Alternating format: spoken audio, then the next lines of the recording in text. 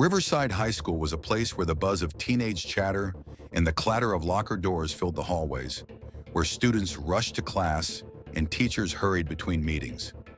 Amid all the noise, one figure quietly moved through the corridors, unnoticed by most, yet ever present. Mr. Jameson, the new custodian, was a man of few words, his presence as subtle as the broom he carried. Tall and broad-shouldered, with dark skin that gleamed under the school's fluorescent lights, he was a quiet giant among the bustling students. His uniform, worn and faded from years of service, seemed to mark him as just another employee, a janitor. But there was something about him that was different from the others who had come and gone. His eyes, sharp, observant, had an intensity that no one seemed to notice, as if he were always watching, always learning, and always calculating. He could often be seen at the edge of the courtyard, sweeping away debris from the walkway or wiping down windows that no one else thought to clean. His hands were rough, calloused from years of hard work, yet there was a grace in the way he moved. Students passed him by, paying little attention. They didn't know that Mr. Jameson was more than just the man who picked up trash or mopped the floors. To them, he was a fixture, a background character in the daily drama of high school life. Yet there was something about him that intrigued a few, even if they couldn't quite put their finger on it.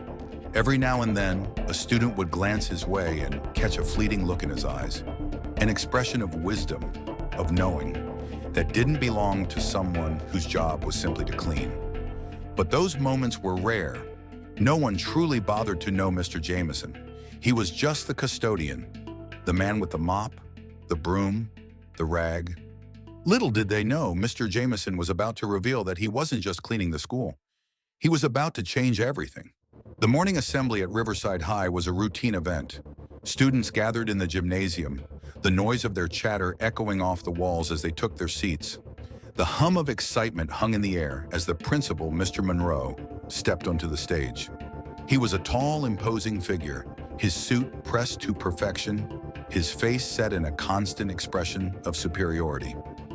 "Good morning, students," he boomed, his voice commanding attention as it bounced off the gym's high ceilings. The students fell silent almost instantly, their eyes trained on him. Monroe had always been the kind of principal who thrived on the power he held over the school. He loved to be the center of attention, and this was his moment to shine.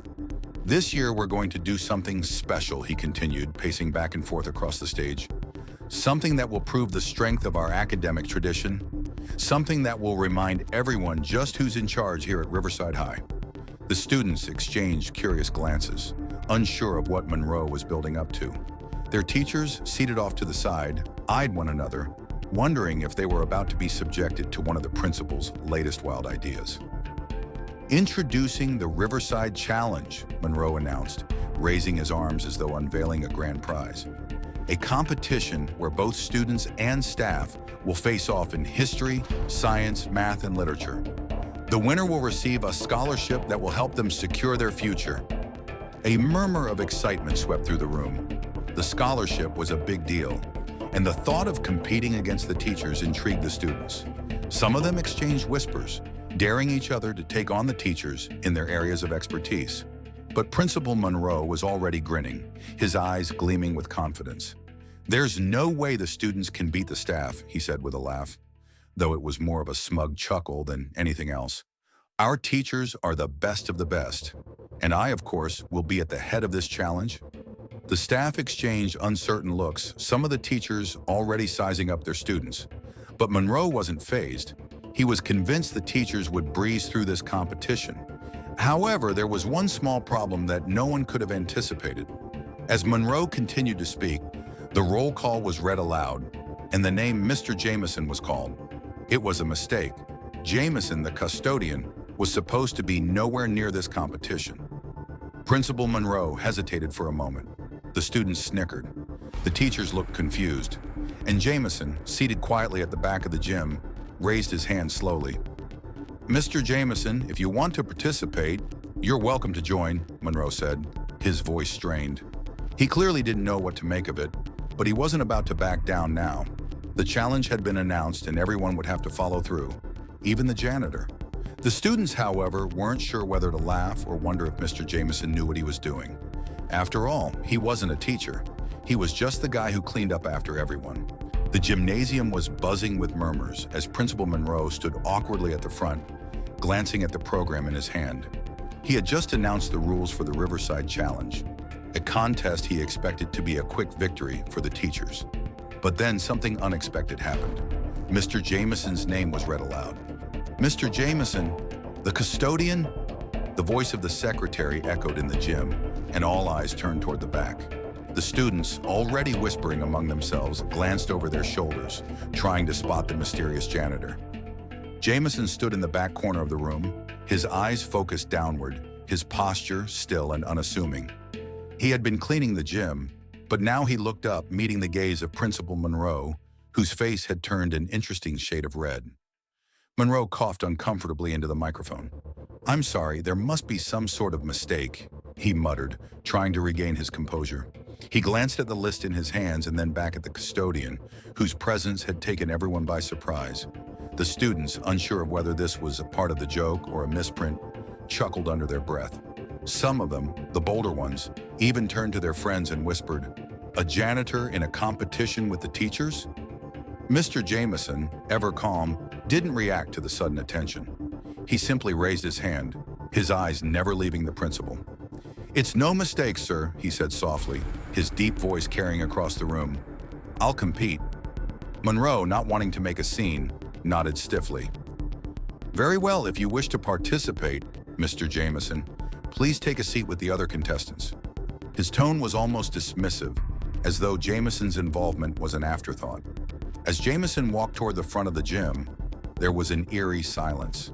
The students couldn't help but stare at him. The idea of their custodian, a man they had always seen sweeping floors and scrubbing windows, competing against their highly educated teachers, felt absurd. Was this a joke? Was he going to be humiliated? But Jameson didn't seem bothered by the stares. He quietly took his seat, his eyes scanning the room, not looking at anyone in particular. The teachers looked uncomfortable. Many of them exchanged uncertain glances, but none of them said a word. Principal Monroe, however, stood proudly in front of the gym, trying to project an air of authority. "We will begin shortly," he announced, his voice wavering slightly as he glanced back at Jameson one last time. Deep down, he couldn't help but feel a knot form in his stomach. This was supposed to be his show, his moment to shine. But now, with the custodian sitting among the competitors, there was an unfamiliar tension in the air. The challenge was about to begin, and no one knew what to expect. The competition began with the history round, a subject that many teachers felt comfortable in. Principal Monroe stood proudly at the front, his hands clasped behind his back as he looked over the room. The staff exchanged confident glances, fully expecting to breeze through this round. The students were nervous but excited. Everyone had their money on the teachers. After all, they were the ones with the degrees, the qualifications, and the knowledge that made them seem untouchable. The first question was simple, at least it should have been. Monroe smirked as he read aloud. "Who was the 16th President of the United States?" The teachers raised their hands immediately, as if the answer were obvious. But before anyone could call on them, Mr. Jameson raised his hand, his movements deliberate and calm. Monroe was taken aback. "Yes, Mr. Jameson?" he said, his voice a little less assured than before. Mr. Jameson stood up slowly, his deep voice clear and steady. "Abraham Lincoln," he said simply. A few teachers nodded in agreement, but they were not as confident as they had been moments ago. The students, however, seemed unimpressed. They had all known that answer. Was this the best Mr. Jameson had to offer? Monroe moved on to the next question, clearly trying to avoid focusing on the custodian. "Next," he said, "in what year did World War II begin?" As the teachers scrambled to answer, Mr. Jameson raised his hand again. "Mr. Jameson?" Monroe said, this time sounding more like he was humoring him than actually inviting an answer. 1939, Jameson replied without hesitation, his gaze unwavering. It was a year that changed the world forever. The silence that followed was heavier than anyone had expected. Some of the teachers were still scrambling with their answers, looking at their notes or whispering under their breath. Monroe, for a brief moment, glanced down at the list of answers he'd already prepared, then up at Jameson. He could feel his confidence slipping. Monroe quickly moved to the next question, trying to brush off the unsettling feeling that was beginning to gnaw at him. "All right, here's the next one," he said, his voice tight. "Who was the first emperor of China?" This time there was no hesitation from Mr. Jameson. "Qin Shi Huang," he answered promptly, his tone unshakable. "He unified China in 221 BC and began the construction of the Great Wall." The teachers exchanged worried glances, the weight of Mr. Jameson's knowledge sinking in. Monroe's expression flickered. Was he really losing to the custodian? How could this be happening? The students, sensing the tension, grew more intrigued with each passing question. This wasn't just a janitor. They were beginning to realize that he knew more than they did, more than some of the teachers. It was unsettling, yet impressive. As Monroe moved to the next question, his grip on the microphone tightened. This wasn't going according to plan. The teachers were supposed to be winning, the students were supposed to lose. But in that moment, it was clear something bigger was happening, and no one, least of all Principal Monroe, knew where it would lead. The competition had officially reached a boiling point. The history round, which Monroe had assumed would be a breeze, had ended in a tie. Jameson and the teachers were neck and neck. The students were in disbelief, and the teachers were starting to sweat. But what unnerved them all more than anything was the way Mr. Jameson had answered each question without hesitation, his knowledge seemingly endless. As the competition shifted to the science round, Monroe hoped the teachers would find their footing again. He had been caught off guard by Jameson's brilliance in history, but science was where the educators thrived. Monroe had a quiet confidence as he introduced the first question, expecting the teachers to shine again. "All right," Monroe announced, his voice steadier now. "Here's the first science question. What is the chemical symbol for water?" The teachers didn't even wait for Monroe to finish before they blurted out the answer, H2O, in unison. The students, already bored by the simplicity of the question, groaned in unison. Everyone knew this answer. Everyone. But this round was just warming up.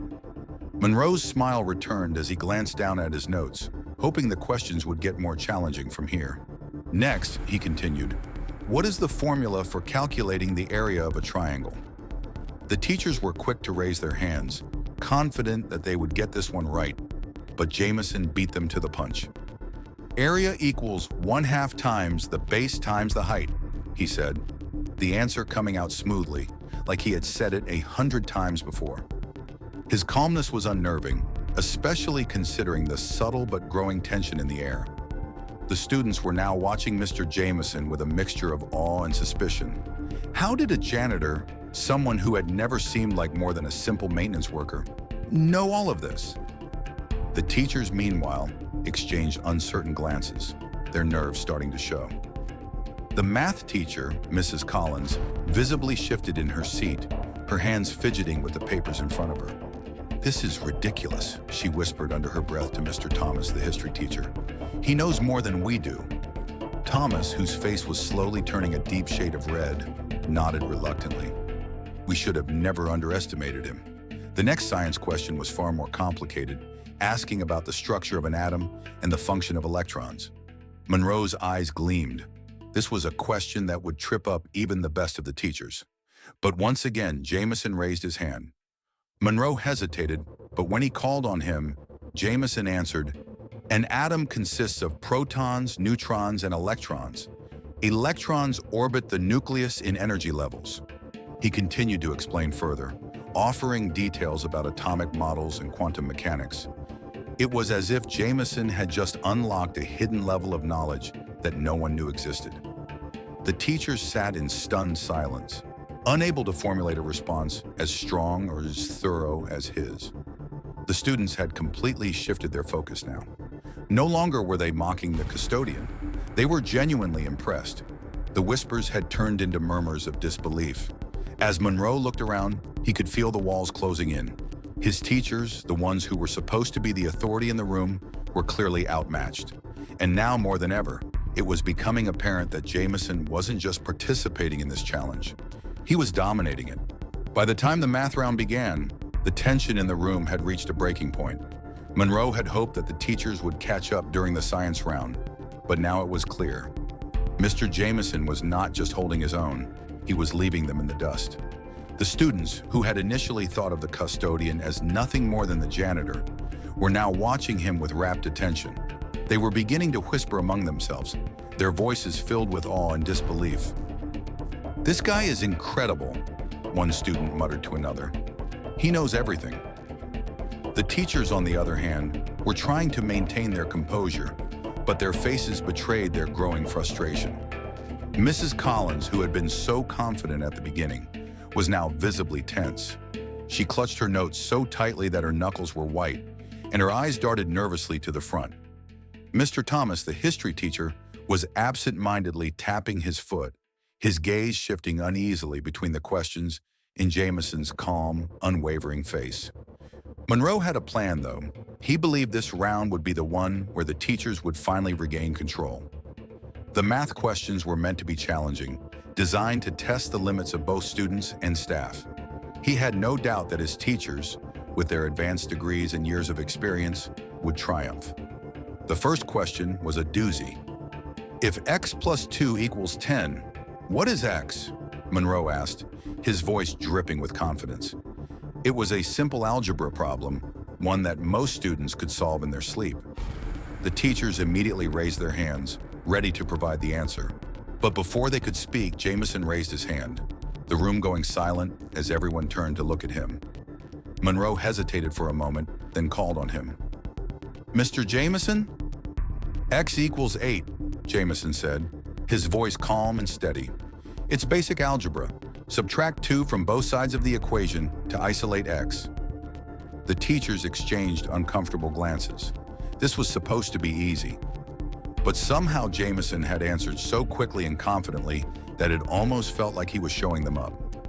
Monroe cleared his throat, trying to regain control of the situation. "All right, moving on to the next question," he said, his voice less confident than before.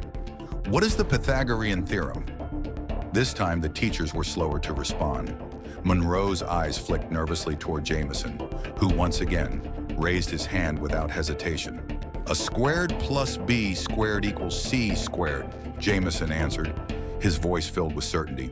He added, "The Pythagorean theorem is used to find the length of the sides of a right triangle. If you know 2 sides, you can solve for the third." Monroe's face twitched. It was one thing to be beaten at a simple history question, but now Mr. Jameson was running circles around the teachers in math as well. This was getting out of hand. The students were no longer whispering. They were now murmuring excitedly, leaning forward in their seats, their eyes glued to Jameson. They couldn't believe what they were witnessing. This wasn't just a janitor. This man knew more than any of them could have imagined. Monroe looked around at the teachers, his chest tightening with frustration. His plan had backfired. The teachers were losing, and no one seemed to have any answers. Mr. Jameson had become a force to be reckoned with, and now the entire competition had shifted in his favor. The math round ended in an uneasy silence, with Mr. Jameson continuing to outpace the teachers in every subject. The students, now fully captivated by the custodian's unshakable knowledge, exchanged astonished glances. Even the teachers couldn't deny it anymore. This was no fluke. Jameson wasn't just answering questions. He was teaching the answers with the precision of someone who had mastered the subject long ago. Principal Monroe, who had been growing more uncomfortable with each passing moment, stepped forward to announce the next round. "Now we'll move on to the literature portion," he said, his voice unsteady. "This will be a true test of knowledge and expertise." But before he could continue, the gym doors suddenly creaked open. A figure stood in the doorway, someone who had been watching quietly from the back.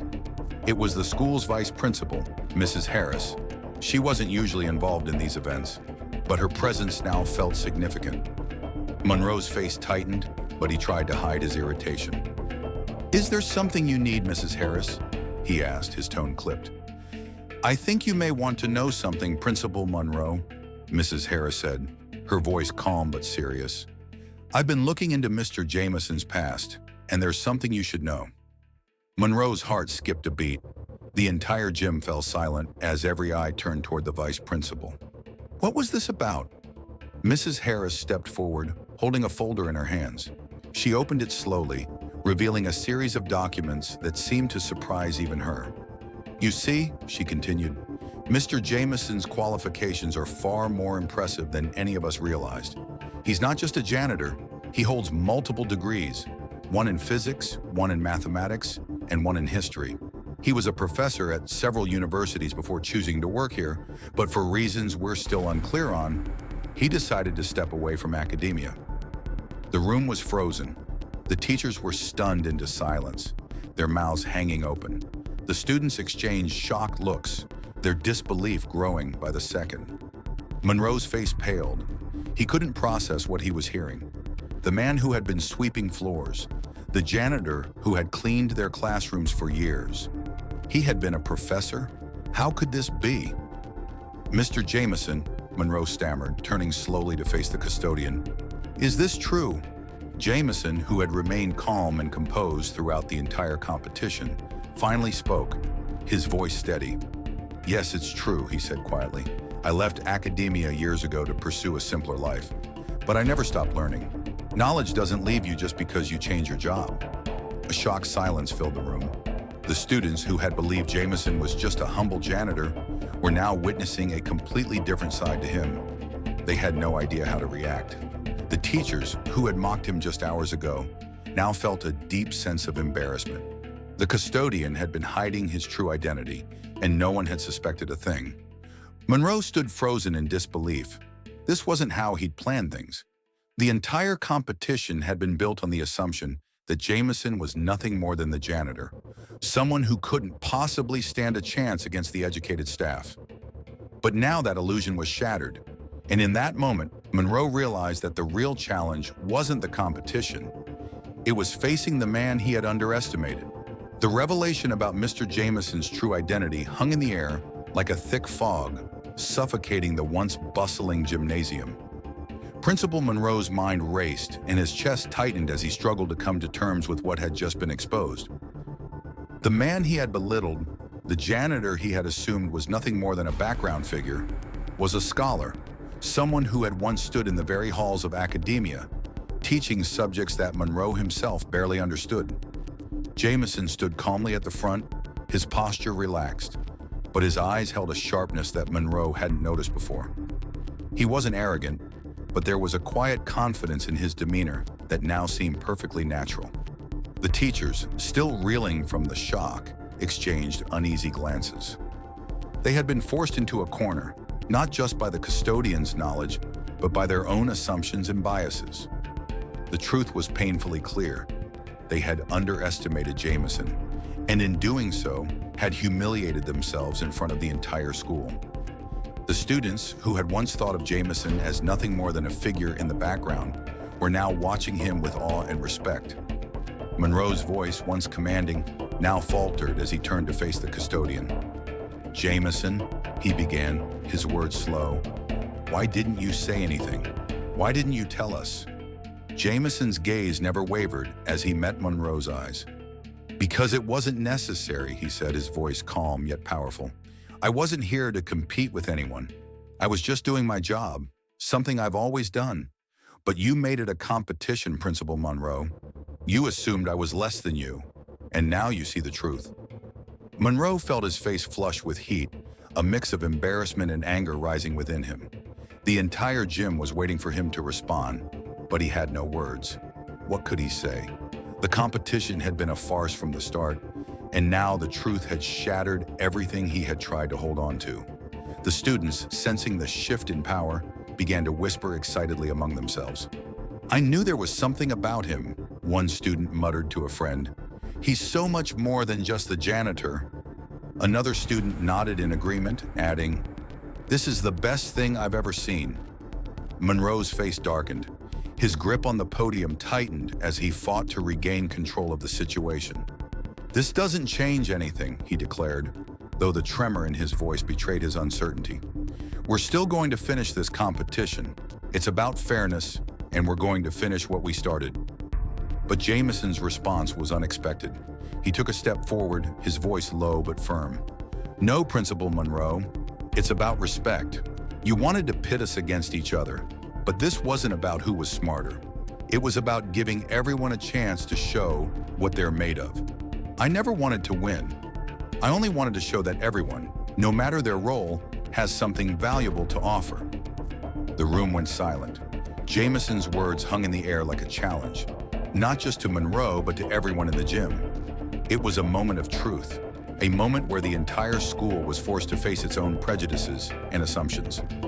The competition wasn't about intellect alone. It was about human dignity, respect, and understanding. Principal Monroe felt a wave of shame wash over him. He had built this event to make himself look good, to reaffirm his place of authority. But now, standing before Jameson, he understood that the true victory was not in winning the contest. It was in seeing the world differently. The gym was filled with a heavy, almost oppressive silence as Jameson's words settled over everyone like a blanket. Principal Monroe stood motionless, unable to respond. The teachers seemed stunned, unsure of what to do next. The students, still buzzing from the shock of the revelation, watched with wide eyes as Jameson spoke. "This isn't a competition," Jameson continued, his voice steady and unwavering. "This is about respect. You wanted to see who was the smartest, who could answer the most questions. But that's not the whole picture. It's not about the degrees we have or the titles we hold. It's about how we treat each other, how we lift each other up." Monroe's hands trembled slightly on the podium as he struggled to maintain control of the situation. The humiliation he felt gnawed at him, but his pride, stubborn as always, refused to let him back down. He cleared his throat, his voice shaky but determined. This competition was supposed to be a way to show who was best equipped to lead this school. We need a leader who's knowledgeable, who can make decisions, who can guide. "Knowledge isn't just about what's in a book," Jameson countered, his eyes locked on Monroe's. "It's about understanding the people you lead, knowing what they need, and treating them with dignity, no matter their job or role in society. You're the principal, but that doesn't make you the best person for the job." A murmur rippled through the room. Jameson wasn't just challenging Monroe's authority, he was challenging everything the principal stood for. His entire image, his carefully constructed persona of power and control, was beginning to crumble. The teachers who had once stood by Monroe now seemed uncertain, their previous support wavering. Monroe felt a hot flush creeping up his neck. He had always thought of himself as the one in charge, the one who made the important decisions. He had assumed the janitor's position was beneath him, that Jameson was just another worker to be overlooked. But now, faced with Jameson's unwavering presence, he realized that he had never truly understood the essence of leadership. "Maybe you're right," Monroe finally said, his voice softer than he intended. "Maybe I've been too focused on titles, on credentials. But this is a school. It's about education. It's about preparing students for the future." Jameson nodded, but there was no triumph in his gaze. "Exactly," he said quietly. "And part of that is teaching them to value people, not just for what they know, but for who they are, to see beyond the surface, beyond the degrees, beyond the titles." The students were silent now, absorbing Jameson's words. For the first time, they saw him not as just the janitor, but as a teacher in his own right. Someone who had been imparting lessons far beyond the classroom, lessons about respect, dignity, and humanity. Monroe stood still, the weight of the moment pressing down on him. He had spent his entire career believing that leadership was about knowledge and authority, but in that moment, it became painfully clear. Jameson had shown him the true meaning of leadership. It wasn't about knowing the answers to every question. It was about understanding, empathy, and respect. The tension in the gym had reached its peak, and the weight of the moment seemed to hang in the air like a storm cloud. Principal Monroe, still reeling from Jameson's words, stood frozen at the podium, the entire room watching with bated breath. The teachers, students, and staff were all silent, caught between admiration and disbelief. It wasn't just the competition that had changed, it was the entire dynamic of the school. Jameson stepped forward, his gaze softening as he looked at the crowd. "This isn't about winning," he said, his voice low and steady. "It's about teaching each other something valuable. And right now, we've all learned something important." He paused, letting the weight of his words sink in. "We've learned that knowledge isn't something you keep locked up behind a desk or a title. It's something you share, something you give, no matter who you are." Monroe's chest tightened as he listened. He had always prided himself on his authority, his position of power. But here was a man who had been in the background all along, teaching with quiet strength and integrity. Jameson wasn't looking for applause or recognition. He was simply sharing what he had learned over a lifetime of experience. The students, still stunned, began to stir.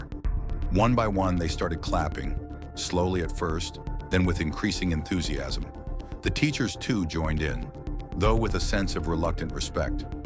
Monroe stood there, uncertain, watching as the applause grew louder. It wasn't just for Jameson's intellect, it was for his humility, his grace, in the way he had turned the tables on the entire competition. Monroe's heart beat faster as he realized what had just happened. This was no longer about a contest between the teachers and the custodian. It had become something far more important, a lesson in humility, in understanding, and in leadership. Monroe took a deep breath and stepped forward, his voice finally steady. "Mr. Jameson," he began, his tone softer than before, "I can't deny it anymore. You've taught us all something today. You've shown us that true leadership is about more than knowledge. It's about respect, understanding, and the ability to lift others up." Jameson nodded, his expression thoughtful but kind. "Thank you, Principal Monroe. I didn't set out to prove anything. I just wanted to show that we all have something valuable to offer. No one should be judged based on their job title or appearance." The gymnasium was now filled with a sense of collective understanding, a realization that the competition had become irrelevant. It wasn't about proving who was smartest or who had the most degrees. It was about recognizing the worth in every person, regardless of their role. As the applause died down, Monroe took one final step forward, extending his hand to Jameson. "I was wrong," he said simply, his voice steady, "and I apologize. You've earned our respect, not just as a janitor, but as a person." Jameson accepted the handshake, his smile warm and genuine. "No need to apologize, Principal Monroe. It's just about learning and growing. We all have something to offer." And with that, the competition was over. The students, teachers, and staff left the gym with a newfound respect for each other and for the man who had taught them all the most important lesson of all.